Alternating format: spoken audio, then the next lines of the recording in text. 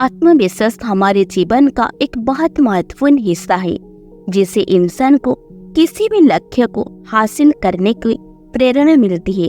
किसी भी काम को करने के लिए हर व्यक्ति में अलग अलग क्षमता होती है। जिस व्यक्ति के अंदर जितना ज्यादा आत्मविश्वास होगा, वो उतना ही जल्दी और आसानी से उस काम को कर लेगा। एक आत्मविश्वास से भरे व्यक्ति के अंदर अलग ही हाव भाव होता है। आपके जीवन में कभी ऐसा समय आए कि लोग आपसे कहें कि तुम इस काम को नहीं कर सकते, तो आप ये सोचिए कि उनके ये सोच गलत है। अपना आत्मविश्वास बढ़ाने के लिए उन काम को कीजिए इन कामों से आपको डर लगता है। हम सभी जानते हैं कि किसी भी काम को करने के लिए आत्मविश्वास बहुत जरूरी है। हम बिना इसके कुछ कर नहीं सकते और ना ही किसी काम में हमें सफलता मिलेगी।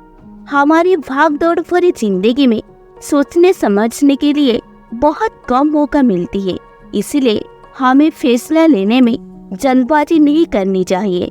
जब आप कोई बड़ा फैसला लेने लगेंगे, वहीं से आपके अंदर आत्मविश्वास आना भी शुरू हो जाएगी।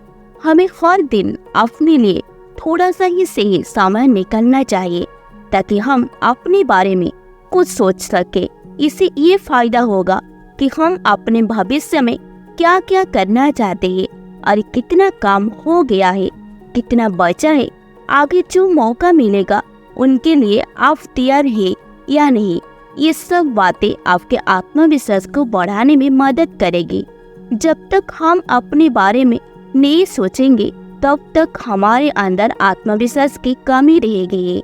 हमारी रोजमर्रा की जिंदगी में हमारा व्यवहार और हमारा पहचान जीने की तरीका तय करता है, जैसे कि योगा, समय से उठना, समय से काम करना और अच्छा खाना पीना।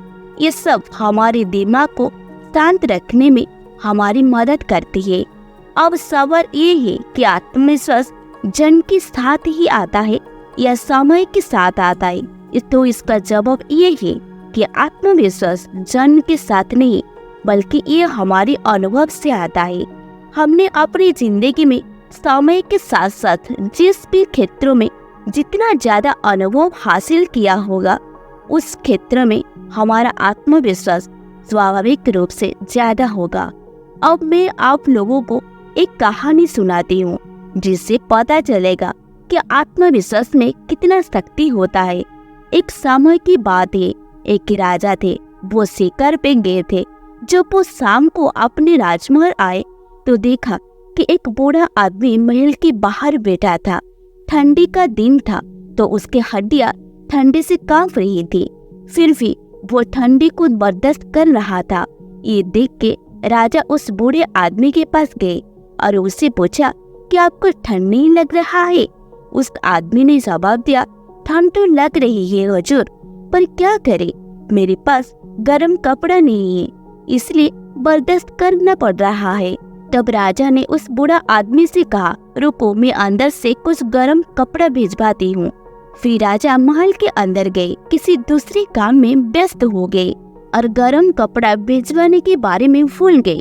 जब सुबह हुआ तो राजा को ये बात याद आई और वो तुरंत उस आदमी के पास माफी मांगने गया। पर वहां जाके उन्होंने देखा उस बूढ़े आदमी की लाश पड़ी हुई थी और उसके थोड़ी ही दूर मिट्टी पे उसके उंगलियों से लिखा हुआ कुछ शब्द थे, राजा साहब, मैं कई साल से सर्दियों में इस नाजुक कपड़े में रहता था और ना जाने कितने कितने ही सर्दियाँ आकर चली भी जाती थी और मैं बर्दाश्त कर लेता था, लेकिन कल रात आपके गर्म कपड़े के लालच ने मेरी जान निकाल दी।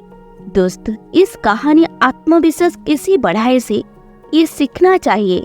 सहारे इंसान को खोखला कर देता है, दूसरों से उम्मीद भी इंसान को कमजोर बना देती है। इसलिए हमें अपने आत्मविश्वास के साथ ही जिंदगी जीना चाहिए। इसलिए स्वयं पर विश्वास रखें, कि बनाए और उन्हें पूरा करने के लिए डटे रहे।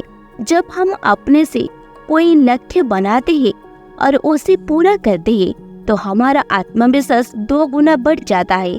आत्मविश्वास बढ़ाने के लिए हमेशा खुश रहे, असफलता से कभी भी दुखी ना हो, बल्कि उसे सीख ले।